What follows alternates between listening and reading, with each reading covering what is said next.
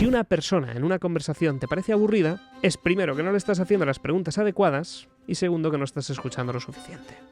Comité de expertos, primero me lo dicen en televisión y aquí cada vez menos gente cree en la televisión y lo que hacían era meter verdad, verdad, verdad, mentira, verdad, verdad, verdad. Un sándwich dentro de cosas muy buenas, te coloco una muy mala y el paquete es bueno o es malo. Bueno. De hecho, yo he trabajado en las redes sociales siguiendo los principios de Aristóteles. ¿Ah, sí? Claro. ¿Cómo comunicar una mala noticia? Es una pregunta extraordinaria. Esto le pasó a Pedro Sánchez metiéndose la mano en los bolsillos saludando al rey. Era una apatía en toda regla y un cierre comunicativo enorme. Por varios motivos, o bien por inseguridad de él. Cuidado con esto porque nos censuran todo. ¿Se puede ver cómo comunica un traidor o un manipulador o alguien malo? Extremadamente bien normalmente. Cualquier político que esté en política y haya llegado a la alta cima está manchado de sangre. Entonces yo siempre digo que hay que tener muchísimo cuidado al hablar. La gente quiere que te vaya bien, pero no mejor que a ellos. A la de 3. Bien, hoy nos acompaña Fer Miralles, campeón de España de oratoria. Yo diría que uno de los mejores comunicadores de habla hispana, seguro. ¿Qué tal? ¿Cómo estás, Fer? Muy bien, Luis. Un placer estar de nuevo contigo. Nada. Un gustazo. Muchísimas gracias por estar hoy con nosotros. Bueno, me gustaría preguntarte, para empezar, ¿cómo estás? Muy bien. Una muy buena etapa en la vida, porque además tengo la gran suerte de que voy a ser papá. Felicidades. Final de septiembre, principio de octubre, entonces estoy pletórico, mil gracias. Y un reto apasionante, primer niño, muy contento, muy contento. De hecho, es la primera vez que lo hago público en una entrevista tan directamente. ¿Y se va a llamar Fernando? Se va a llamar Fernando. Se va a llamar Fernando. ¿Y cuáles son los valores que tienes pensado inculcarle a Fernando? Sobre todo ser buena persona. O sea, hay una pregunta que le hicieron a Mario Conde una vez, que le dijeron, Mario, ¿qué te hubiera gustado hacer o qué habrías hecho en tu situación cuando estabas así? ¿De qué te arrepientes en el pasado? Y dijo, me arrepiento de no haber sido más cristiano. Y de algún modo los valores sería aplicar eso, ser buena persona, poner la otra mejilla, crecer, hacer que las otras personas ganen contigo, no aplastar a nadie. Y en definitiva lo resumiría en ser la mejor persona posible. ¿Y esos son los valores que te transmitieron tus padres? Sí, y también los que he ido aprendiendo yo. Pero sobre todo me lo han transmitido mis padres. Me gustaría preguntarte, ¿cómo comunicarse? Porque ahora que estábamos hablando, ¿no? ¿Cómo te vas a comunicar tú con Fernando? ¿O qué aconsejarías a los padres para comunicarse con sus hijos? Porque hoy en día, no sé si pues por las redes sociales, por las pantallas, porque la gente no sé si sabe muy bien educar a sus hijos, ¿cómo podemos comunicar bien con nuestros hijos y tener engagement con ellos? Un gran desafío y más, primer punto, todavía no soy padre, entonces todo lo que voy a contar es desde la experiencia de haber trabajado con otros padres y enseñándoles y viendo el resultado, pero seguro que cambia como padre y en la forma en la que mi hijo no me hará caso a mí. Pero la praxis que recomiendo es, explícale a tu hijo por qué suceden las cosas. Es decir, no le digas, este juguete no, explícale por qué está pasando. Oye, mira, tienes que recoger el juguete porque si no luego, y darle ese tipo de explicación, darle más contexto para que tu hijo empiece a formarse la situación completa de por qué uno lo está haciendo mal y por qué dos debería corregirlo en el futuro por su bien. Entonces, no dar por hecho, no ser tiranos, no ir directamente a cortarle, sino ir simplemente a darle la explicación de por qué le interesa. Aunque luego tiene que hacer lo que tú dices, pero ya le estás educando de una forma más allá. Y otra cosa muy importante y que voy a tratar de hacer todo lo posible es estar presente y no depender de las pantallas. Sé que luego, al final, acaban dando los padres la pantalla para que el niño les deje un respiro. Sin embargo, todo lo posible el estar ahí con ellos, en especial los primeros años, es el desafío que me he puesto. ¿Porque tú crees que los jóvenes no saben comunicar? ¿Te refieres a los jóvenes? Los jóvenes en general, porque quizá hablamos más con nuestros amigos a través de las redes sociales, las pantallas, y no tanto el cara a cara. Se ha perdido ese cara a cara. Claro, pero ¿qué es comunicar? Comunicar es transmitir un mensaje de un punto A a un punto B con el menor número de ruido posible para que te llegue la información exacta o con la intención en la que tú querías transmitirlo. ¿Puedes hacer eso a través de redes sociales? Sí. ¿Puede ser que haya cambiado la comunicación? Sí. Entonces, el tema no es que no sepan comunicar, es que ha evolucionado la comunicación hacia nuevas vías. De hecho, es triste para los que somos más mayores ver a gente en un parque donde directamente están todos con el teléfono mirándose cara a cara. Es como si tú y yo estamos en esta entrevista y en lugar de hablarnos cara a cara estuviéramos con el teléfono así, pues, perfecto, o hablando directamente por WhatsApp. Sería horrible. para nosotros. Pero para esta generación, en el fondo, lo han interiorizado tanto, es tanto su día a día, y en realidad la comunicación existe. A mí me da tristeza porque se pierden todos los elementos comunicativos, pero claro, si nos ceñimos a la comunicación, ese mensaje se puede estar transmitiendo. Uh-huh. Y bueno, vamos a ir, si quieres, un poco al principio de todo. Y es que actualmente, como hemos dicho, eres uno de los comunicadores, si no el mejor comunicador de España. El más conocido, seguramente. Me gustaría Hay muchos conocidos y el mejor seguro que no. Seguro bueno, yo creo que anónimos. Bueno, campeón de España de oratoria. Eso sí. Por eso me gustaría preguntarte cómo una persona tímida, que además iba a ser farmacéutico, ha terminado pues siendo el mejor comunicador o campeón de España de oratoria.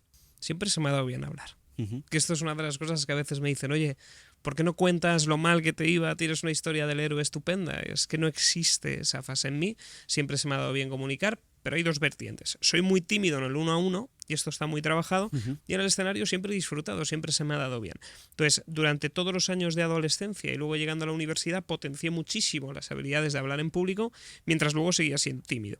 Y ya en el primer año, segundo año de universidad, me di cuenta que tenía un serio problema de timidez, no era capaz de ir a un evento solo, y entonces decidí ponerle fin a esa situación y empezar a trabajar mucho esas habilidades comunicativas también en el 1 a 1.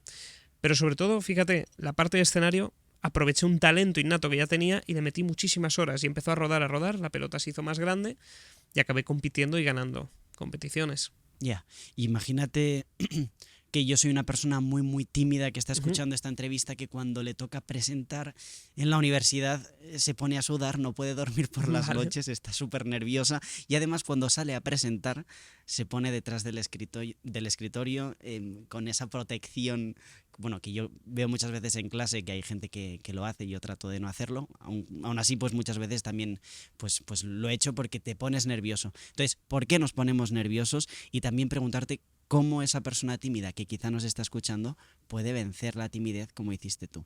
Muy buena pregunta, porque además le pasa a muchísima gente y lo he visto en compañeros, tanto de la universidad como de trabajo, y lo veo cuando voy a las empresas a formarles. Hay dos tipos de miedos y que son los que provocan este tipo de situaciones y reacciones. El primer tipo de miedo es el cual tú no conoces el tema del que vas a hablar. Entonces tú te pones muchísimo más nervioso. Imagínate que ahora te pido, Luis, mira, aquí esta noche vas a tener la oportunidad de hacer un discurso sobre las focas árticas y su apareamiento. Esto es muy probable que no seas experto en ese tipo de temas, yo tampoco, no. Por tanto, tú vas a tener mucho apuro, vas a estar más nervioso porque no tienes el conocimiento del cual tirar esa cultura general que yo llamo para poder aprovecharlo. Si tuvieras unas mínimas nociones de ese tema, pues podrías ir lanzando un poquito por allí, un poquito por allá, pero no lo tienes. Entonces, ahí es donde falla mucha gente. Mucha gente en clase, en las universidades, lo que peca es de no haberse preparado el tema lo suficiente. Cuando vas a una empresa, los informes, los estudios, lo que tienes que presentar, no lo dominas, por tanto tienes más miedo, fruto de una inseguridad al conocimiento. Ese sería el punto 1. Pero imaginemos que lo dominamos, que vamos a hablar sobre comunicación, sobre entrevistas, sobre cómo conectar con gente importante, que tú eres experto. Perfecto, y te piden aquí dar esa ponencia.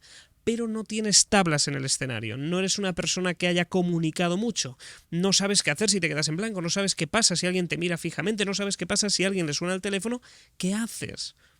Entonces ahí es donde surge el miedo tipo 2, que es el miedo a no tener esas tablas en el escenario.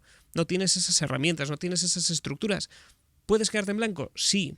¿Sabes salir del blanco? No. Entonces te pones nervioso. Ese es el segundo tipo de miedo. Al final tú piensas que cuando sales a comunicar, sobre todo frente a una audiencia, es algo muy antinatural. Si nos vamos a la prehistoria, a ti no se te ocurre colocarte prácticamente semidesnudo, sin armadura, sin protección, delante de un grupo de personas que va a ir a por ti. Entonces, esto se amplifica con estos dos tipos de miedos.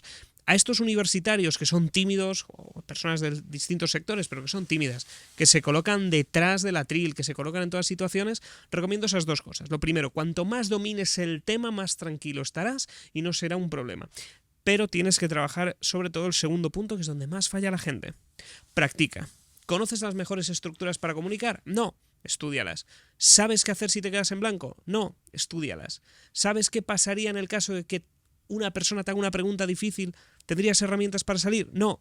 aprende a hacerlo. Entonces, tienes que desarrollar las estructuras necesarias para poder sobrevivir con éxito. En el momento en el que tengas confianza respecto a tu forma de expresarte y tengas confianza en el dominio de tu conocimiento, se combinan las dos y es mucho más difícil que te pongas nervioso, porque sabes que puedes salir del paso tanto por tablas en el escenario y recursos como por conocimiento. Ya, imagínate que estás en un sitio, yo qué sé, con varias personas y de repente alguien te nombra tu voz y te pregunta una cosa sobre las focas del Ártico que no conoces, ¿qué podríamos hacer en esta situación si no tienes la posibilidad de prepararte previamente? Porque aquí yo ya sabía que esta tarde pues tenía que hablar de las focas del Ártico, pero si te coge de imprevisto, ¿qué hago?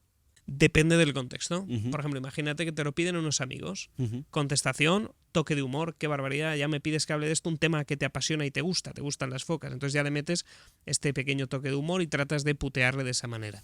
Si ves que eso no sucede y es un entorno complicado y profesional, apelaría a recursos más profesionales. Por ejemplo, mira, justo en este momento no tengo la información necesaria para responderte como mereces. Si te parece, podemos revisarlo, lo miro correctamente y de esta manera te doy la respuesta que más se ajusta a tus necesidades. Esto imagínate que eres un abogado, te hacen una pregunta sobre un tema, posible respuesta. Eres un profesor, pregunta dudosa, sales del paso. Directivo, una empresa, oye, ¿me puedes traer los datos y balance? Mira, ahora mismo no tenemos los datos perfectamente preparados para la interpretación directa. Si te parece, déjanos prepararlos para que los puedas leer con total tranquilidad y estudiarlos a la perfección. Y de esta manera consigues salir de ahí. Es decir, si tú no dominas el tema y no tienes recursos, lo mejor es dar evasiva. No tienes que improvisar. Lo peor que puedes hacer es hacer el ridículo. Ya. Otra cosa es que digas, mira, más o menos domino, es un tema que podría medio improvisar. Vale, pues juguemos. Pero si no tienes ni idea, sé humilde, reconócelo, no pasa nada y prepáralo en ese tiempo que te han dado extra. Bueno, el otro día lo estuve buscando para preparar un poco también la entrevista y vi que Demóstenes, un orador ateniense, no sé si creo que antes de Cristo, era tartamudo. Al mismo tiempo se le recuerda como uno de los mejores oradores de todos los tiempos. Entonces me gustaría preguntarte, Demóstenes, teniendo en cuenta que era tartamudo y pudo llegar a ser una persona tan especial y con este don de la oratoria, ¿cualquier persona puede llegar a hablar bien y correctamente en público? Sí, totalmente. Cualquier persona puede. De nuevo vayamos a la definición. Comunicarse es transmitir un mensaje correctamente de un punto A a un punto B, con el menor número de ruido posible y que llegue bien. Entonces, ¿qué hizo Demóstenes? Demóstenes además hizo una cosa prodigiosa, que es convertirse en el número 1. Yo ahí discrepo un poco y veremos por qué, dependiendo de la eficacia. Pero vale, consideramos de los mejores, sin duda. De los más reconocidos también. Entonces, ¿qué pasó? ¿Puede llegar un tartamudo a convertirse en esto? Sí, pero ¿qué metió él que no metió otras personas? Una cantidad de horas ingentes, de pasión, de tesón. Peleó contra todo, hasta se metía piedras en la boca para trabajar su dicción. Lo que haces ahora con el lápiz de una forma más correcta y más natural, pues él se metía piedras, salía a correr, se ponía al límite para mejorar su expresión. ¿Cualquier persona puede lograrlo? Sí, pero ¿cualquier persona puede tener la disciplina que tuvo Demóstenes para hacerlo? No lo creo. ¿Teóricamente se podría? Sí, si todo el mundo encuentra la pasión necesaria para hacerlo, sí. Pero en este caso lo logró. Entonces cualquier persona tiene las habilidades y los recursos dentro de ellos, siempre y cuando se trabajen de una forma apropiada. De hecho, yo trabajo con muchísimos ingenieros, perfiles técnicos, que son, por norma general, más tímidos que a lo mejor alguien más social. Perfecto. Luego son los mejores comunicadores. Siempre he dicho, los mejores oradores a los que he formado son los que aparentemente eran más técnicos, los que más le costaban, que después aplicando las estructuras y el trabajo, el resultado es astronómico. Entonces, si tú trabajas duro, puedes mejorar tu comunicación. Ahora bien, para mí, me iría a otros mejores comunicadores. ¿Por ejemplo? Por ejemplo, Jesucristo. Para mí, una persona cuyo mensaje llega 2000 años después, me parece que ha sido mejor orador. Y te explico por qué en mi teoría. Yo no puedo juzgar la comunicación real de Demóstenes porque solo tengo los escritos en papel con un tipo de información que es lectura de la interpretación de hace miles de años. Pero su mensaje, ¿qué te dijo Demóstenes? ¿De qué te acuerdas de Demóstenes? El mensaje no ha trascendido la persona. Entonces sí que debe haber sido bueno, pero claro, no ha trascendido el mensaje. ¿Qué es lo importante de comunicar? Que un mensaje llegue correctamente de un punto A a un punto B. Jesús, 2000 años después, su mensaje ha trascendido por A o por B, por En fin, cada uno dirá, la iglesia, poderes, bien, eso ha estado ahí. Pero aún así el mensaje ha estado. Y los muy buenos comunicadores, fíjate que también son líderes espirituales. Joel Osteen, pastor evangélico, podríamos ver Mahoma en el Islam, Buda. Entonces tenemos a muchísimos grandes comunicadores. Y que cuyos mensajes han trascendido miles de años y la gente los sigue impregnando y sigue liderando las vidas de muchísimas personas. Para mí, esos sí que los puedo medir como los mejores comunicadores históricos. Y a partir de la aparición del vídeo y del audio, yo ya puedo juzgar el resto, ya puedo ver las miradas, cómo se mueven, la parte técnica, la voz, claro, yo ahí tengo los recursos. No tengo la interpretación en texto de lo que se supone que ha sido un buen discurso. Porque luego podemos ver perfectamente que la historia depende de la persona que lo interpreta. Un mismo hecho, dependiendo de... Imagínate, sucede algo con Pablo. Tú lo ves de una forma, yo lo veo de otra. Yo tengo unos sesgos, tú tienes unos sesgos. Tu interpretación de lo que acabas de ver será diferente a la mía. Los dos hemos visto el mismo hecho, pero empezará a ser ligeramente sutil en función de nuestras perspectivas y de nuestros sesgos, de nuestro contexto. A partir de ahí, cada uno lo escribe por separado. Y tú imagínate que eso que hemos escrito por separado llega a otro, lo estudia el tuyo, estudia el mío, y lo vuelve a interpretar. Y entonces empieza a generarse una rueda, y al final, ¿qué es cierto y qué no es cierto? Entonces, no lo sé. Solo puedo juzgar el mensaje, ¿ha llegado o no? Sí, perfecto, ha funcionado. Y en la actualidad me gusta mucho analizar vídeo. Y por eso mucha gente me dice, oye, ¿puedes hablar sobre Cicerón? Sí, puedo hablar, pero no tengo los recursos, por ejemplo, que con un Barack Obama. Porque con un Barack Obama sí que tenemos evidencia gráfica de su forma de comunicar y podemos aprender de ella. Cicerón, textos. Claro, ha cambiado el mundo. Antes no existían estos medios. Ojalá pudiéramos verlo y seguramente fueran extraordinarios. Entonces, por eso me ciño más a la efectividad del mensaje. ¿Y qué hace que un mensaje sea efectivo? Muchísimas variables, muchísimas. La más importante, que sea emocional, que impacte al corazón de la persona, porque tú te vas a olvidar de lo que digo, pero no de lo que te hago sentir. Aristóteles trabajaba una pirámide chulísima, que es el ethos, pathos, logos, que seguramente tanto tú como la audiencia haya escuchado, y te lo desgrano.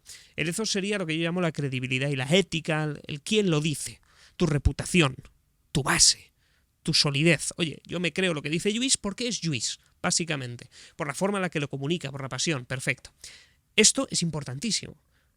Porque si tú lo dices y eres una persona reputada y que la gente considera como un referente en lo que habla, la persona va a estar más dispuesta a creerte, a escucharte y a que el mensaje llegue.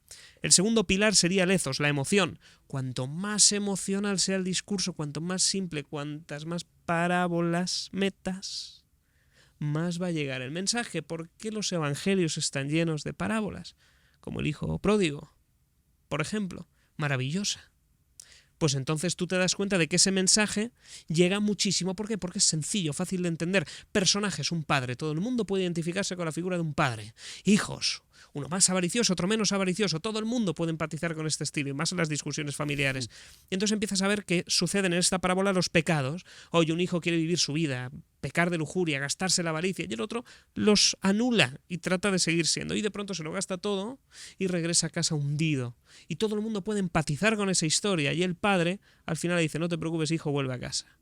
Y entonces se cierra un círculo donde conectas emocionalmente con unos personajes con los que todo el mundo puede identificarse, con unos pecados con los que todo el mundo puede identificarse, pero fíjate que hablan sencillo. A través de una parábola, una historieta de al menos un minutito, minuto y medio, enseñas valores, tocas la emoción y eso marca la historia. Y finalmente el mensaje, los datos, las evidencias. Pero fíjate que para que realmente un mensaje llegue, yo lo hablaría únicamente de la emoción pura y dura. ¿Y la brevedad? Sobre todo. A ver, tú puedes ser grandilocuente al hablar, tú puedes meter muchísimas palabras, no hay problema. Pero si lo haces simple, sobre todo con las parábolas, recordable, bueno, más que memorable, y que encima hagas que la gente pueda repetirlo como un mantra, mejor. De hecho, uno de mis vídeos más famosos que se hizo en redes fue en un podcast también, me invitaron en Madrid. De pronto lanzo esa historia de una parábola de un avaricioso y un envidioso y un genio, aplicando la metodología de Jesús, de esas parábolas con personajes sencillos. 6 millones de visitas en Instagram en apenas 3 días. Wow. ¿Cuál era esa parábola? Mira, decía que van 2 personas caminando por un sendero, 2 amigos, un avaricioso y un envidioso. Y son amigos. Y de pronto van tranquilamente por un sendero y aparece un genio de una lámpara sin frotar. perezoso. Y de pronto sale el genio y les dice: señores, por andar transitando por este sendero, les voy a conceder un deseo. El primero que pida, haré que se cumpla ese deseo, y en compensación, aquel que no ha podido elegir recibirá el doble de aquello que ha pedido el primero. Entonces lo tenemos claro. El primero que pida, deseo que se cumple, y el que no, recibe el doble.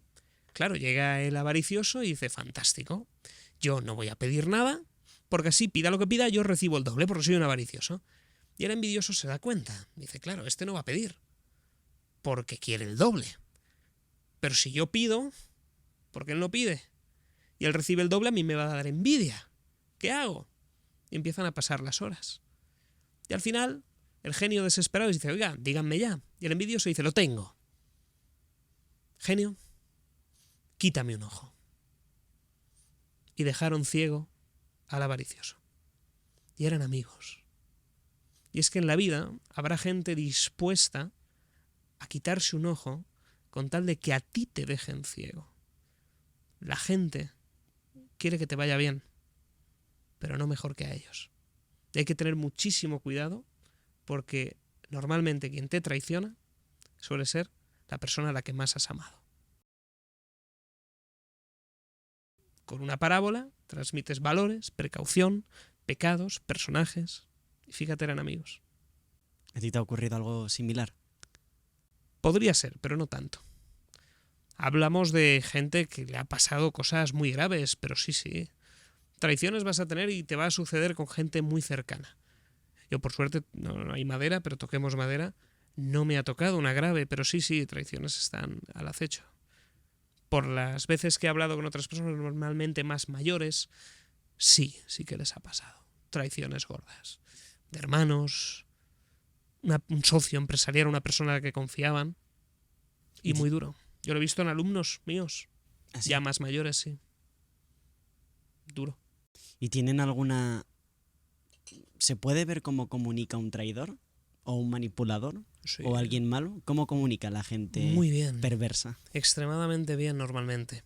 Y te dicen exactamente lo que quieres oír en todo momento, y además tienen una agenda, y esto es lo más peligroso, tienen una agenda preparada oculta y son capaces de mover los hilos para que tú te sientas bien en todo momento y parezca que tú estás tomando las decisiones, pero te están llevando a donde ellos quieren llevarte.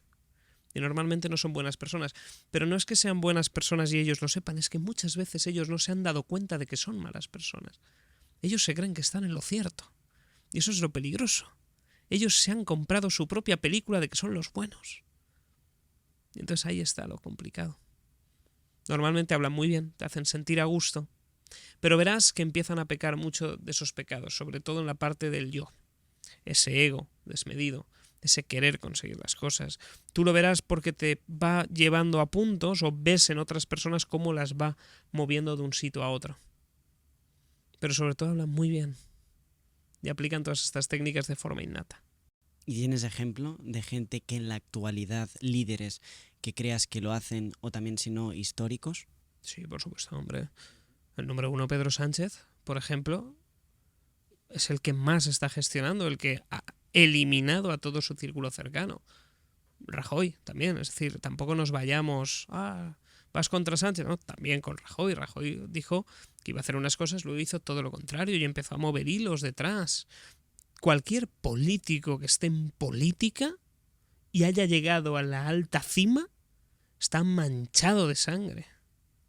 Directamente, es muy difícil llegar a esos puestos de responsabilidad y de poder sin tener muertos a tus espaldas.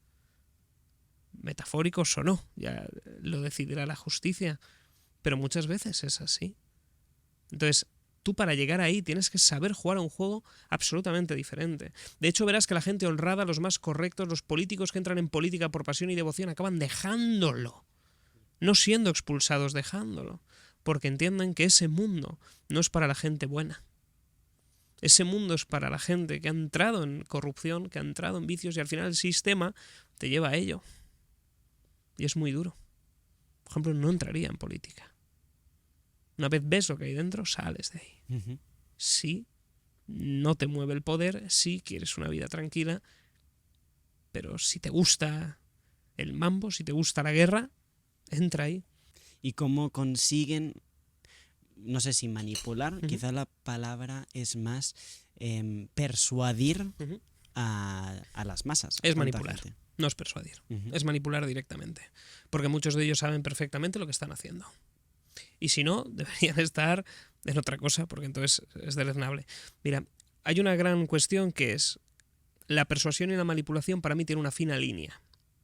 Si tú te vas a las bases, la diferencia entre persuadir y manipular es: persuadir consiste en utilizar todas aquellas herramientas comunicativas a tu disposición para conseguir un bien positivo a tu audiencia.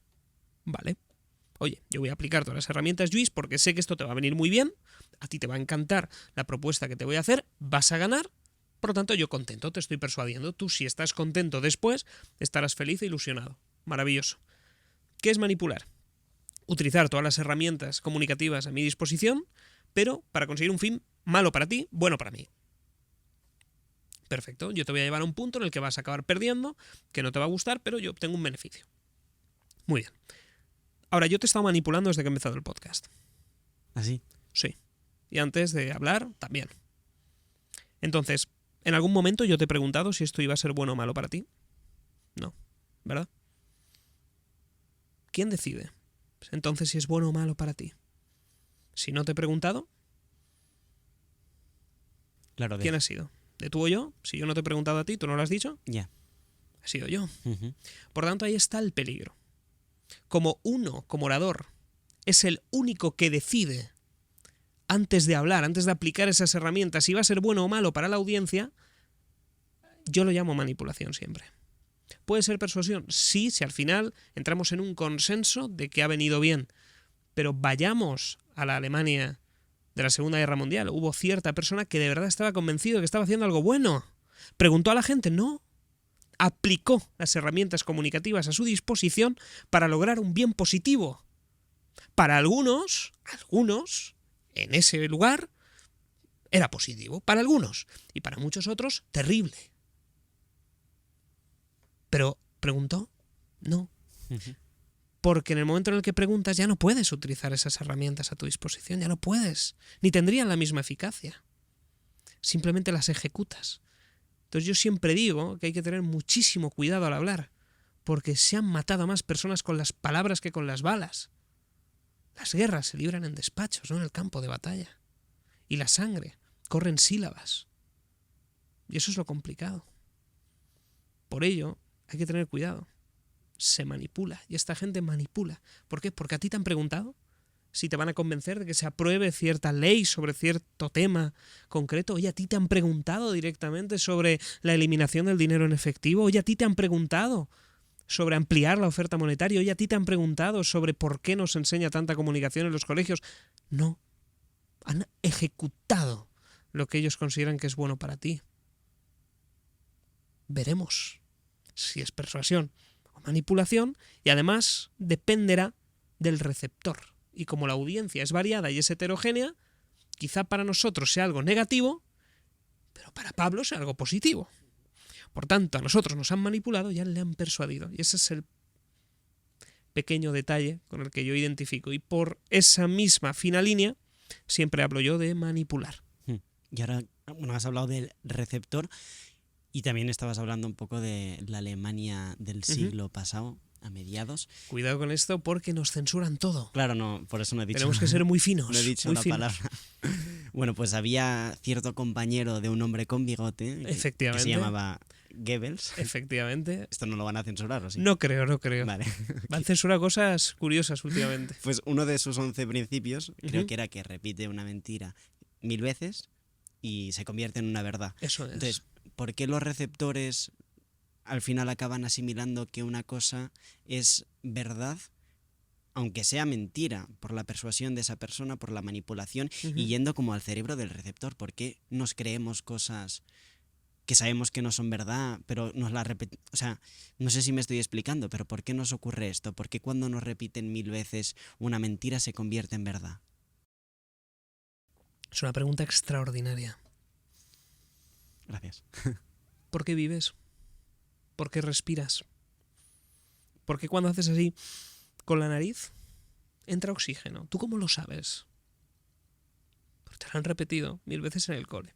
es una simplificación muy vasta, porque sé que hay personas que se dedican a ello, que lo han estudiado y lo han visto, pero vayamos a las bases para entender esto de una forma simple. Nosotros, que no hemos tenido la oportunidad de estar en ese laboratorio, no sabemos si es verdad o no.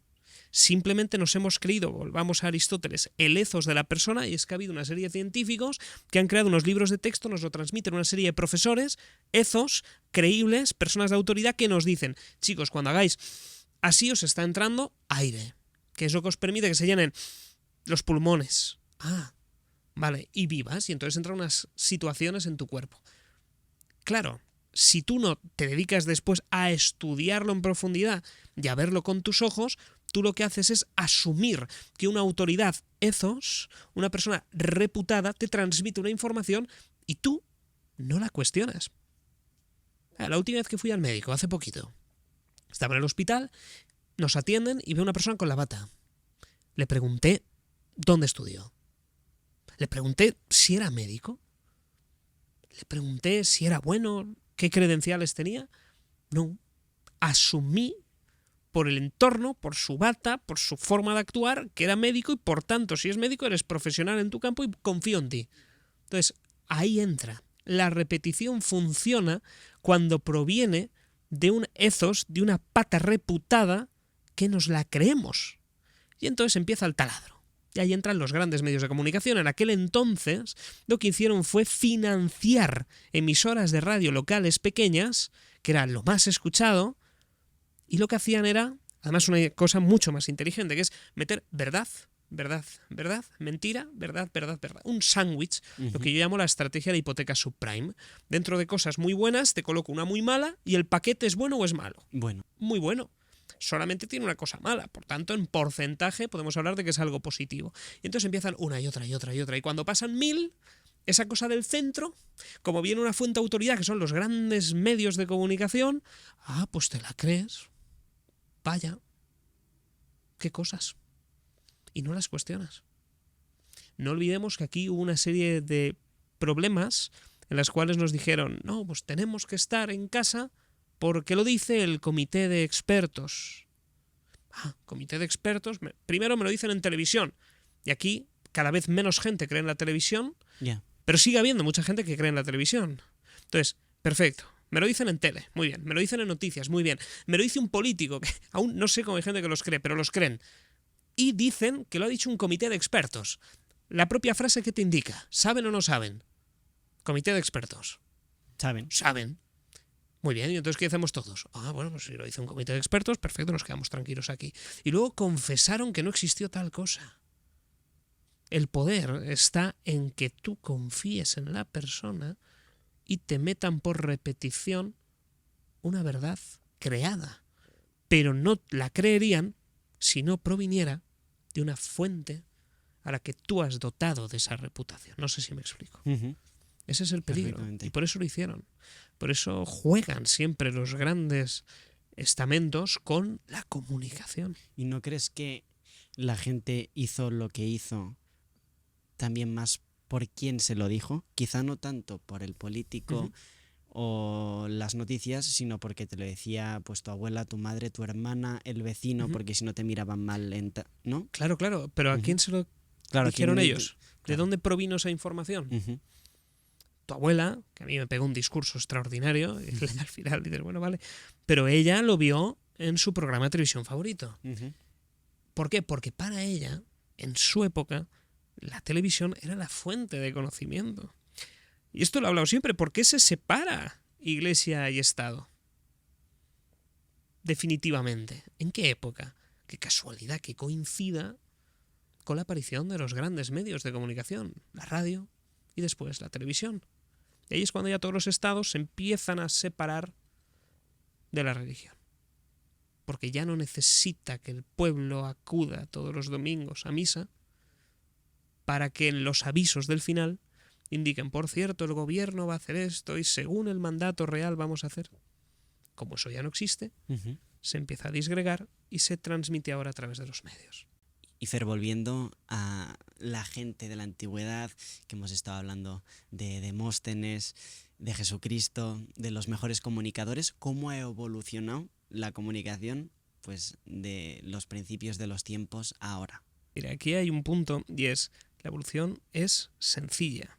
Las formas de transmitirlo son las que han cambiado, pero los principios siguen inmutables. La forma en la que expresaban los principios de la comunicación que se expresaban entonces, por ejemplo con los griegos, cuando Aristóteles plantea en su libro Retórica toda esta información, sirve hoy. De hecho, yo he trabajado en las redes sociales siguiendo los principios de Aristóteles. ¿Ah, sí? Claro, el marketing es oratoria. Lo que pasa es que la oratoria es una palabra que hoy la gente dice, es muy antigua. Hombre, nos fastidia, claro que sí, antiquísima, de los grandes comunicadores, pero lo que son la oratoria, que ahora ya la gente no lo quiere escuchar por arcaico, son los principios que hoy llevan el marketing, los principios que hoy llega a lo que hoy se llama la comunicación. Son las bases. Lo que pasa es que le cambian la forma. Lo que han cambiado es el sistema de transmisión. Es decir, imagínate que tenemos aquí un papel, este papel de sacarina, que lo que sucede es, mira, yo te lo quiero pasar a ti. Antiguamente yo iría a un ágora, a un púlpito y diría, oiga, esto tal, vendo la moto estupenda, el mensaje te llegaría, tú lo recibes. Hubo una época en la que incluso se escribía en una paloma mensajera y te llegaba, otra forma de comunicar.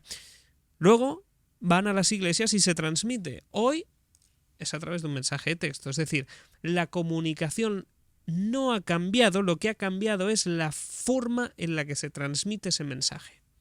O sea, la comunicación sí ha cambiado, lo que no ha cambiado es la parte del mensaje. Los principios de ese mensaje siguen siendo exactamente igual, inalterados. Siguen teniendo un ethos, un pathos, un logos. Y sobre ello hay muchas estrategias y muchas técnicas que evolucionan en función de la época. Por ejemplo, el ethos, sabemos que lo tenemos que trabajar, que es la credibilidad. En la época de los griegos, ¿cómo te vestías? Como los griegos. Si te vas a, por ejemplo, a Abu Dhabi, Dubái y todas estas, oye, para tener credibilidad te has de vestir como ellos. Cuando vienes aquí, ¿cómo te has de vestir? Oye, pues a lo mejor con traje, con corbata, aunque la corbata cada vez menos, depende. Pero va cambiando tu forma de expresarte en función de las audiencias. Pero lo que son los principios son los mismos. Y eso es algo importante a entender. Cuando tú entiendes y conoces toda la historia de la oratoria y te metes con todos sus recursos, sabes adaptarte a cualquier terreno. Tanto redes sociales como si fuera un texto escrito, como si es a través de un vídeo o lo que quieras. Igual. No ha cambiado, es la forma. Y cambiando un poco de tercio, pero siguiendo en el mismo tema, hay algo que es muy importante, ¿no? Hablamos mucho de cómo hablar, de cómo comunicar, de cómo persuadir, pero quizá no se acentúa tanto la importancia de escuchar. ¿Cuál es la importancia de la escucha? Es vital. Sobre todo por una cosa, la gente no quiere estar con un charlatán en la mesa. No hay nada peor que ir a una cena y alguien que quiera acaparar la atención porque en casa no se la dan. Esto es curioso. Es como, necesito que me hagas caso, por tanto voy a divulgar todo. Soy aparentemente extrovertido. Sin criticar a la gente, porque a lo mejor, pues yo hablo mucho, bien, disfrútalo, no hay problema. Pero estás reclamando atención, te hace falta. ¿Qué sucede? Si tú quieres escuchar, hay un truco. Y yo sigo una regla. Lo máximo que voy a hablar, ahora no porque me estás entrevistando y sería una falta de respeto Totalmente. Entrevistarte a ti. Al revés, lo podemos hacer. Pero en una conversación normal soy yo quien escucha. Y solo hablo el 20% de la conversación. Si logro eso, es un éxito. Pero sobre todo entender. Hacer preguntas a la otra persona. Entender por qué. Interesarte por el otro. Y tratar de generar una conexión honesta y genuina. El otro día estaba en San Jordi firmando libros y un chico después me comentó por Instagram y dijo, oye Fernando, me he sentido muy escuchado. Y le contesté, es que te he escuchado. ¿Por qué? Porque he hablado solo un 20%.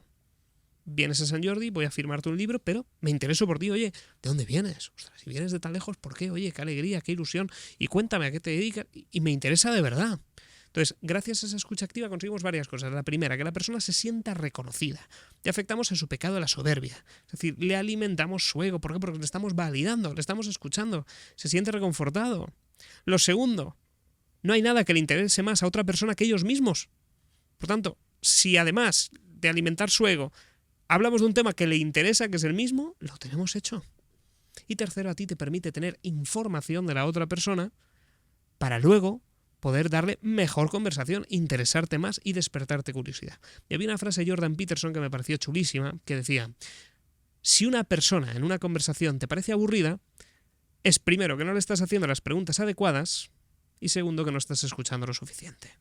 Wow. Porque en ¿Crees cualquier que conversación hay cosas chulas. no existen las personas aburridas? Yo creo que no existe el orador que es capaz de preguntar lo justo y adecuado para convertir a una persona que aparentemente es aburrida en alguien apasionante. Porque hay corazas, hay capas. Tú vas a una reunión y a lo mejor la persona, oye, está más sosa, es más tibia, pero luego tiene un hobby apasionante. O su vida personal es un drama. Puedes preguntarle, puedes interesarte. A ver, hay grados. Hay gente que será súper divertido, extraordinario, qué aventura, y que a ti particularmente te conecte esa aventura, y habrá gente que a lo mejor la ves más tímida, más callada, más tranquila, pero si tú estás conectando más en esa etapa de tu vida, imagínate con una persona que está en meditación, y tú vienes del Madrid de la Castellana de ir a toda velocidad, y te viene un tipo que es zen, que vive en montaña, con paz, y dices, por Dios, qué aburrido. Pero a lo mejor, si tú estás en una fase más tranquila, dices, oye, ¿y cómo consigues poner la mente en blanco? Algo que el de la Castellana que trabaja en una Big Four no se preguntaría. Entonces, depende también de la calidad de preguntas que tú le hagas. Pero sí, yo diría que todas las personas son interesantes. Todas. ¿Y cómo romper esa coraza de la que has hablado? Preguntando y escuchando. ¿Y cuáles son las preguntas adecuadas a hacer a una persona que acabas de conocer? Depende de la persona. Por ejemplo, una muy buena es la que has preguntado. Oye, Fer, ¿cómo estás? Wow. Depende del momento en el que yo me encuentre. Porque, ¿qué te he dicho? ¿Te he hablado de trabajo? No. No, te he hablado de lo mejor que me ha podido pasar en la vida, que es poder ser padre. Trabajo no es mi prioridad. Si me hubieras preguntado esto hace 3 años, te habría hablado de trabajo. Y posiblemente esté en una de las etapas más bonitas también a nivel profesional, pero claro, no hay nada más bello como la ilusión de tener una familia y criarla y desarrollarla. Entonces, ¿cómo estás? Es maravilloso. Pero si yo te pregunto, Luis, ¿cómo estás? Yo estoy muy bien, también. ¿Por qué? ¿Qué te está pasando en la vida que te haga estar muy bien? Pues estar contigo, escuchándote ahora en la entrevista. ¿No? Sería, depende de ti, en el entorno personal. También muy bien. Gracias a Dios. Ahí está. Y a partir de ello podría seguir picándote Y se convertiría en una entrevista. y se convertiría en una entrevista. Exactamente. Pero, ¿por qué parado también? Ujú, Porque te has puesto incómodo. ujú. Te has puesto rojo, te has echado para atrás, me has girado la de mi cara y he dicho, vale, aquí Porque es la primera vez que me lo hacen. Claro. En el directo. entrevistador no está acostumbrado a que le entrevisten. Ujú. Por tanto, te preguntan y entonces dices, ah, coño, que le intereso al otro. Y dices, buf. Pero claro, he parado porque ahora mismo he visto todas las reacciones que me dicen, ¿Cuáles han sido las Para. reacciones? Vamos a hablar de ello. lo verás en cámara, pero lo primero Vale. estabas así conmigo y me has girado la cara. Ujú. Te has echado un poquito para atrás, has desviado la mirada, has sonreído como y te has puesto rojo. Digo, vale, por ahí tenemos, porque estaba Ya. súper tímido, pero ha habido mucha reacción. Luego has cortado las frases lo antes posible y no has querido profundizar. Ujú. Ya, pues sí. No, sí. También preguntante, Fer,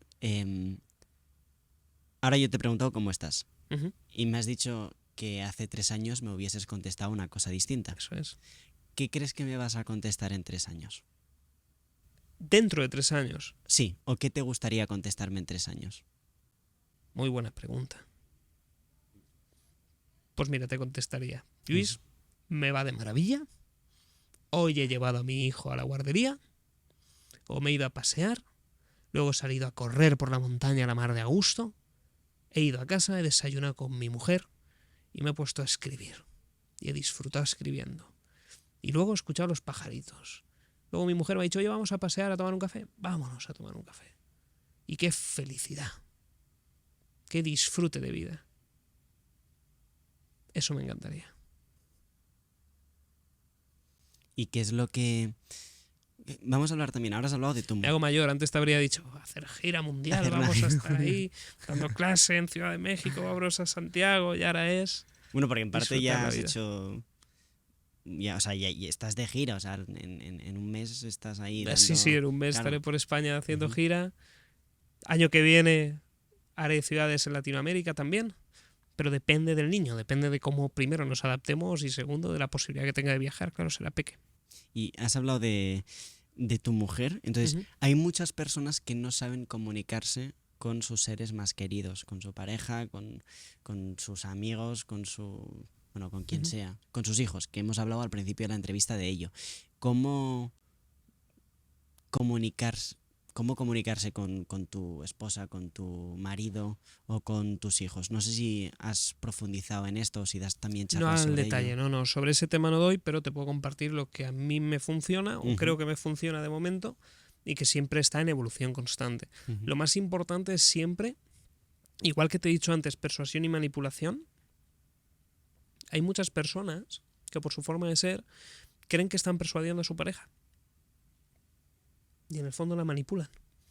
Porque si tú sigues una serie de herramientas, tú puedes tener a tu pareja aquí, comiendo de tu mano, lo que quieras. Y esto es peligrosísimo. Yo la pregunta que me hago y que creo que las personas deberían hacerse, y sin tener yo la brújula mágica de esto, por favor, que sé que hay mucho experto en ello, pero lo que aplico yo es, sabiendo que puedes hacer lo que sea, dar un paso atrás y preguntar. Y tener la comunicación lo más transparente y abierta posible. Y preguntar, oye, ¿qué te parecería esto, pero de verdad? Oye, aunque a mí me pueda gustar y creo que a ti te da la sensación de que a mí me apetece más este plan, ¿qué te apetece a ti de verdad? Oye, pero por tenerlo de verdad, porque me interesa. Y hacer que la otra persona, que tu pareja, te diga la verdad, porque a veces, y tú lo sabes, como novio, yo como marido, haces cosas que dices, bueno, hoy, venga, cumplo, me voy a este restaurante, no me apetece nada, pero sé que le hace ilusión. Pero te digo que me hace ilusión, para que a ti no te siente mal. Entonces, si yo sé que la otra persona puede estar pensando eso, me anticipo, oye, de verdad, que a mí en el fondo tampoco me apetece tanto, pero ¿qué te gustaría? ¿Te gusta? ¿No? E insisto, hasta que la otra persona me dice, no, que sí, pesado, que me apetece. Vale, pues ya está. Pero si dice, pues no mucho, digo, ¿y qué te gustaría a ti? O sea, trato siempre de bajarme mucho a esos puntos y de no forzar a la otra persona a tomar una decisión en la que creo que puede estar coaccionando, sino tratar siempre de... Pero por una cosa sencilla. Es que amas tanto a la otra persona que no le deseas bajo ningún concepto ningún tipo de mal. Y sabes que tú puedes provocarle mal. Entonces, vale, ¿cómo puedo siempre hacer que tú estés en un equilibrio perfecto con tus intereses, con los míos, sin que nos hagamos daño? Es más, crezcamos con ello, no nos hundamos. Pero sobre todo se basa en comunicación lo más transparente, abierta y fluida e interesarte realmente y tomar decisiones desde la perspectiva también de la otra persona, no desde la tuya. O sea, porque al final sois un equipo, no dos jugadores individuales que se juntan por un proyecto, no, sois dos, ya estáis pegados para siempre. El otro día estaba volviendo de una ciudad a Barcelona en un BlaBlaCar y entonces estuve hablando durante 5 horas con la persona con la que había iniciado ese viaje, ¿no? Y me dijo que él ahora estaba en su segunda relación y el mayor cambio que ha hecho que ahora esté mejor en esta segunda relación es el preguntar a su pareja ¿qué te parece? Muy que bien. Su relación anterior se había convertido en una compañera de piso, cada uno iba por su tono, porque pensaban en ellos mismos, y el hecho de lo que acabas de comentar, ¿no? De decir, oye, ¿qué te parece este plano? ¿Qué te parece esto? Pues la comunicación en pareja pues había mejorado muchísimo. De ahí la Y importancia. fíjate, ¿qué te parece? Y fíjate. 3 palabras. ¿Qué te parece? Y cambia todo. Y luego también acabas de comentar lo que me ha pasado, ¿no? Que te has empezado a interesar por mi vida personal y entonces es la primera vez que me pasa en 80 entrevistas. Yo no estaba preparado para este momento y entonces, claro, yo me pongo un poco nervioso, bajo la vista, has comentado y tal. Y esto, bueno, pues me ha ocurrido y es parte de mi lenguaje no verbal, que no sé si podríamos hablar de ello, y es que ¿cuál es el lenguaje verbal que usan los líderes? Muchos. Tenemos varios puntos, varios esos, pero también fíjate que depende del orador. Por ejemplo, Donald Trump, verás que tiene las manos siempre abiertas así, te comunica de esta manera, pero las palmas van hacia el público. Barack Obama no tiene este estilo tan forzado como Trump, sin embargo, hace lo mismo, que es abro las manos pero gesticulo. ¿Y por qué te digo que tanta comunicación verbal como personas? Porque cada uno tenemos una línea base. Hay gente que tú verás que hablando contigo hace así. Esto es un pinzamiento que muestra que estás a disgusto con algo, que estás molesto, que ha pasado algo, que no estoy cómodo, no me gusta. Pero hay gente, por ejemplo, mi abuelo, que, oye, hace esto de vez en cuando y es su línea base. Entonces, ¿significa que cada vez que mi abuelo hago así está a disgusto? No, simplemente es su forma natural de expresarse. ¿Significa que una chica, por ejemplo, se toque el pelo detrás de la oreja izquierda significa que está conectando emocionalmente contigo. Y hay indicios, pero no significa que sea así. Entonces, hay muchas fórmulas. La clave fundamental es mantén la mirada en los ojos de la audiencia, en la otra persona, porque se siente reconfortada. Haz el nodding, que es el hacer sí con la cabeza, como diciendo, te entiendo, sigue hablando. Otro punto es, si muestras un poquito el lado derecho, que es el lado emocional, conecta más con la otra persona, le demuestras que estás emocionalmente conectado, gusta más. Lado derecho, racional. Esto, si eres diestro, si eres zurdo, te cambia. Pero sobre todo también lo verás con la apertura. Si ves que la persona de pronto está hablando y se cruza, mal vamos. Esto le pasó a Pedro Sánchez metiéndose la mano en los bolsillos saludando al rey. Era un mal vamos. Era una apatía en toda regla y un cierre comunicativo enorme. Por varios motivos, o bien por inseguridad de él, que cuando estás nervioso te pones las manos en los bolsillos, o simplemente te importa 3 pepinos la persona que tienes delante. Ya. Podría haber cruzado los brazos también. Y el apretón de manos, al igual que has dicho, mirar a los ojos a la otra persona, no sé si se conecta. Por ejemplo, si yo te doy la mano, A ver. nos damos la mano y de pronto, Luis, qué alegría verte, ¿aquí qué te he dicho con esto? Bueno, me ha dado la sensación de un poco de amiguismo, ¿no? En este caso, si yo te doy la O de mano, es Luis, hoy un placer, aquí mando yo. Vale, exacto. Iba a Sí, decirte es superioridad. perfecto. O te doy palmaditas en el hombro, ¿qué pasa, chaval? Pequeñito, yo te cuido, yo te protejo, aquí mando yo. Y lo verás fácilmente. Y si una persona se te acerca mucho al hablar, que esto también pasa a veces, que te puedes sentir, ¿no?, que están como atacando tu espacio. Exacto. Y esto la gente lo hace, ¿por qué lo hace la gente? No sé si lo hacen inconscientemente. Puede ser inconsciente, aquí tienes que tener en cuenta que el espacio vital que tú necesitas puede ser diferente al espacio vital que yo necesito. Entonces tenemos una serie de límites. Imagínate, me invento los números, pero tú puedes tener un límite de 1,5, 1,5 metros, y yo 1. Yo estoy invadiéndote medio metro. Tú te sientes incómodo. Y luego hay gente que lo hace a propósito. Yo te invado tu territorio para que tú te pongas nervioso y en una negociación te pongas en una situación donde no controles tanto porque estás estresado y vas a fallar. Por tanto, voy a traer más concesiones de tu parte. Pero sí, el territorio importa muchísimo. Luego otro indicador, por ejemplo, comunicación no verbal, son los pies. Si los pies apuntan hacia ti, es que te estoy prestando atención. Si ves que estás hablando con una persona, pero empieza a tener los pies hacia otro lado, es que se quiere ir hacia esa dirección. ¿Y si están cruzados como ahora? Bueno, aquí estamos cómodos. Vale. Tranquilamente. Vale. Y has hablado de negociación, que no sé cómo, pues, persuadir a la otra persona en una negociación. Dicen que lo primero que tienes que hacer es decir tú, no, que nunca tienes que hacer tú la primera oferta, puede ser.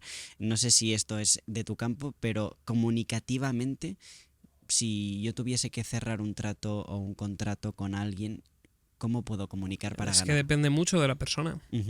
Si tú haces la primera oferta, es verdad que sobre eso ya empiezas a negociar. Pero tú imagínate que vas directo al grano. Dices, mira, sobre esto es lo que hay. Y es justo para ti y para el otro. Ya os habéis ahorrado tiempo. Es verdad que a lo mejor tú dices, mira, te ofrezco 10.000 euros por este terreno. Y el otro dice, pues te habría recibido 8.000.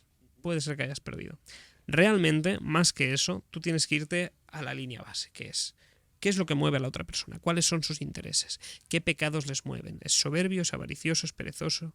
¿Qué le mueve? Y sobre ello tú defines. Por ejemplo, si es una persona que es soberbia, tú dices, oye, te vas a sentir orgulloso cerrando esta operación.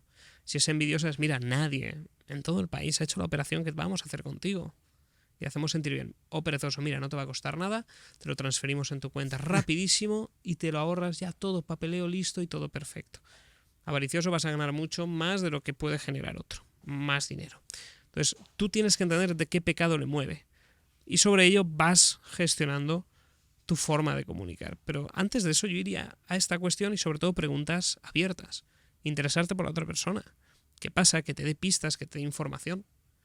Y a partir de ahí tú ya puedes ver si después haces la primera oferta o no. Porque ya puedes haber escuchado cosas. Y a veces sobre esa primera oferta empieza el margen de negociación porque puedes tirarla muy a la baja. Depende. ¿Y qué es lo que más agradecen los empresarios a los que les has ayudado? Lo que más te agradecen luego de la charla, o sea, ¿en qué les ayudas más?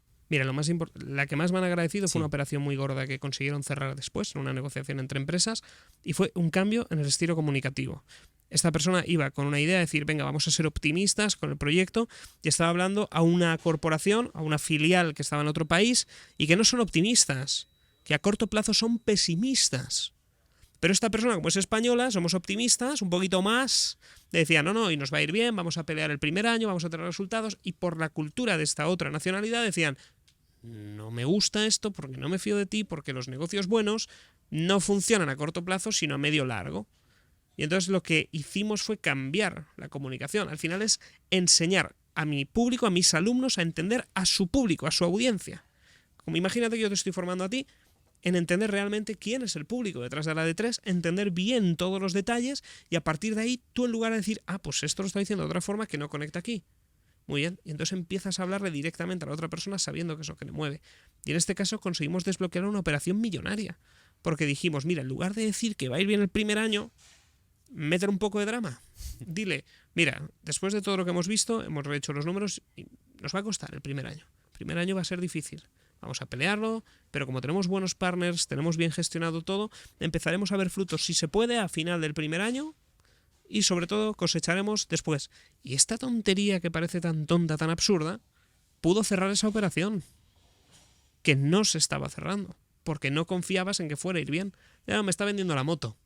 No, que ahora me vienes y me dices que va a salir mal el primer año o va a ser duro, pero que con trabajo va a superarse. Bueno, encaja más en mi filosofía. Estas historias lo que hacen es, yo te saco a ti de tu perspectiva y te meto en la perspectiva real de tu público. Eso es lo que más me agradecen mis alumnos. Entender que la comunicación no va de ellos, que ellos no son los importantes, ellos no son las estrellas del rock. Las estrellas del rock son cada una de las personas que están escuchándote y tú tienes que convertirles en esas estrellas. Esa es tu labor. Uh-huh. Y ahí también entra, a la hora de comunicar, justo te iba a preguntar sobre las técnicas que tú usas de respiración, de beber agua, líquidos, cosas más técnicas, cosas que, bueno, que de alguna manera hacen que haya un plus en la comunicación. Mira, ahí hay muchos recursos. Por ejemplo, tienes que aprender a respirar de forma diafragmática para poder proyectar más la voz. Esto te va a permitir tener más herramientas, más tablas, porque gracias a respirar mejor, primero vas a estar más tranquilo y segundo, la voz se proyecta más. Luego tenemos la opción del recurso del vasito de agua. Yo esto lo recomiendo siempre, tener un vaso de agua cerca, porque imagínate, te hacen, por ejemplo, una pregunta y necesitas preparártela bien mentalmente y tener unos segundos más. Tranquilamente, coges el vaso, piensas y sigues hablando. También si te quedas en blanco gracias a tener el vasito, si tienes el guión cerquita, estás hablando y dices, vaya, me queda en blanco. Te acercas haciendo una pausa dramática, miras a la audiencia y ¿qué opináis sobre esto? Y ya sigues habiendo recuperado, porque te pones aquí la hoja, tienes el guión y cuando coges el vaso miras el guión y parece que simplemente estabas mirando el vaso. Y eso te ayuda cuando te quedas en blanco en una conversación, improvisar preguntando, por ejemplo, algo a la audiencia. También te ayuda. O sea, lo del vaso a mí me gusta más porque si tienes el guión escrito, recuperas el hilo de verdad. Y si no hay vaso ni hay atril. A mí me gusta storytelling sobre algo tuyo. O preguntar a la audiencia dependiendo de la estructura que tengas. Pero sí que hay muchas vías de salir. Y Fernando, también, ahora estaba pensando, te seguía escuchando, pero estaba pensando, ¿no? Cuando falleció la reina de Inglaterra, pues los periodistas de la BBC, bueno, siguen un protocolo, creo que se ponen una americana negra o camisa negra, esto quizá tú lo sabes mejor. El caso es que comunicaron una mala noticia siguiendo un protocolo, siguiendo un conjunto de normas. Entonces no sé si tú tienes un conjunto de normas o reglas para comunicar una mala noticia a, no sé si a tu familia o a la gente de tu empresa, o cómo comunicar una mala noticia. Esa es una pregunta muy buena y vamos por partes, analizamos. Lo primero, Casa Real, todo ese protocolo es un mundo aparte que viene de lo antiguo también. Entonces eso no lo toco yo, no es lo que domino y hay escuelas de protocolo dedicadas a ello. Si nos vamos a cómo transmitir una mala noticia, hay varias escuelas. Muchas escuelas. De hecho, tienes que entender, una mala noticia no quiere ser recibida por nadie. La estrategia que normalmente se sigue es lo que se llama el sándwich. Te cuento algo bueno, algo positivo, algo suave, te meto lo malo en el centro, te doy algo positivo después. El problema de esto es que la gente ya se lo espera. Ya. Luego hay otra escuela, que es te cuento la mala directamente, lo más aséptico posible, y la digieres, que también es otra escuela. Y todas valen. Por ejemplo, los médicos no te dicen, oiga, mire, la operación empezó muy bien, su marido empezó de maravilla, pero está muerto. No te lo dicen así. O sea, van y dicen, miren, ha pasado esto, lamento darles la noticia. Sobre todo lo que hay que ser es muy humano, muy cercano, conectar con los valores, porque yo he vivido noticias que han dado a familiares míos, vosotros sabéis, que son duras. Y las dijeron con poco tacto. Y hay muchas formas. Por ejemplo, hoy me ha pasado también una cosa dejando un piso. Me decían, Fernando, que tal persona lleve las llaves a la oficina tal día. Esto es lo comercial. Como ordenándome, le faltaba poner coma esclavo. Vale, ¿cómo podemos hacerlo mejor? Preguntas condicionales. Oye, Fernando, ¿podría esta persona llevar las oficinas a primera hora? Perfecto. Pregunta que esconde el mensaje afirmativo, pero en versión interrogativo, con lo cual no es tan agresivo, y luego le metemos siempre un punto en el cual le pedimos a la otra persona, o le decimos, perdón, a la otra persona por qué es importante. Es que si de este modo las lleva, te devolvemos antes la fianza. Ah, vale, entonces cambia la película, no es lo mismo. Oye, Luis, deja las llaves o que deje tal persona las llaves de la oficina central. Sin más contexto, el lunes a primera hora. Tú, hombre, pues si es que soy cliente tuyo, ¿por qué me tratas así? O te digo, Luis, mira, ¿podrías por favor decirle a esta persona si pudiera llevar las llaves de la oficina? Más que nada porque así aceleramos el proceso y a ti te devolvemos la fianza mucho antes. Lo hago ¿Qué encantado. pasa? ¿Lo haces encantado? Sí. En lugar de ir directo, hemos pasado por fases. Lo primero, condicionales, preguntas condicionales que gustan. Oye, ¿podría esta persona llevar? Ya es una opción. Oye, depende de ti, tú decides, no te presiono. Pero para asegurarme de que a ti te interesa, te meto un caramelito en función de un pecado. En este caso, la avaricia. Oye, para cobrar antes, que también podríamos apelar con pereza. Y de esta manera tú dices, yo quiero el dinero, cuanto antes mejor. Podría valorar, y entonces empieza en tu mente una balanza. Ya no es que te obligo, es que gracias a esto que me has comentado, estoy más dispuesto a hacerlo. Y ahora que has hablado tanto, bueno, llevas toda la entrevista hablando sobre pecados, la avaricia, la soberbia, que de alguna manera parece que es lo que mueve a las personas en parte, porque también están las virtudes, que no sé cuáles son las virtudes de un buen comunicador. Las virtudes de un buen comunicador, Sí. realmente, la base fundamental, como virtud número 1, ser capaz de darle a la audiencia lo que la audiencia necesita. Eso es ser buen comunicador, no tiene más. Pero es que esta persona habla muy bien, pero claro, se va por las ramas, no es buen comunicador. Y es que esta persona transmite un mensaje muy bueno, pero ves que hace muletillas, puede ser buen comunicador. Oye, desvía la mirada afuera, ¿es buen comunicador? Puede serlo. La clave está en, ¿es capaz de identificar qué quiere la audiencia? Sí. ¿Es capaz de transmitirle ese mensaje, llega y lo interioriza? Sí, es buen comunicador. ¿Puede serlo aplicando muletillas? Sí. Es decir, no hay virtudes. Lo que hay realmente es la gran piedra angular, que es transmitir el mensaje en la forma en la que la audiencia lo entienda y apelando únicamente a los intereses egoístas de la audiencia. Si eso sucede, es un éxito. Luego tendríamos ya otra serie de elementos, que sería, ¿ha mejorado su comunicación no verbal? Perfecto. ¿Es capaz de mirar a su audiencia? Sí. ¿No hace muletillas? Mejor. ¿Su cuerpo habla con él? Fantástico. Todo eso aporta valor siempre y cuando, de base, se cumpla conectar con el interés egoísta de la audiencia. Esa es la gran virtud.